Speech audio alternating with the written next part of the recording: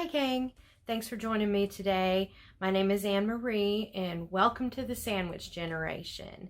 When you start seeing falls and you get on that merry-go-round of getting them a little bit better, going back home, okay, they fell, now they're back in the hospital, you get them a little bit better, okay, now they've had a stroke, now they're coming back around, they're doing a little bit better, okay, now they have congestive heart failure and they can't breathe.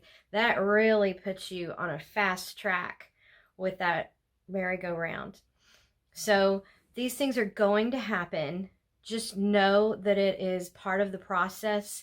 It's normal and it's a struggle. And, you might think that, well, your parents took care of you. Now you're taking care of them. You may have the best attitude about this whole thing in general, but in the real world, eventually it's gonna pile up on you. Eventually, you're going to call me and you're going to be so exhausted you can't take another step. But let's just say they're keeping you on that merry-go-round and you're going back and forth to the hospital all the time.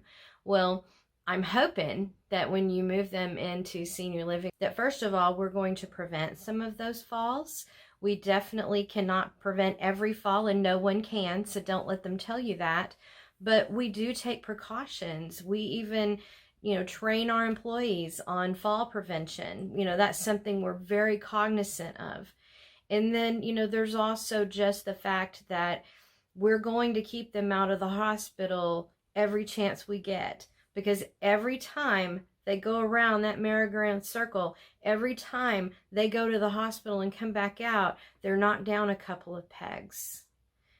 Every time that happens, you knock them down a couple of more pegs. So we very much want to keep them out of a hospital setting unless it's necessary. If your grandmother falls and breaks her hip, of course she's going to the hospital because she might need to have a bone set or surgery or other things. But there are so many things in assisted living that we can prevent you going to the hospital. You can bring in a visiting physician. There's just so many things you can do to get that peace back in your life. And the quicker you get that peace back in your life, the quicker you go back to the son or daughter, mother and dad relationship you had before all this crazy started to ensue. Thanks for watching.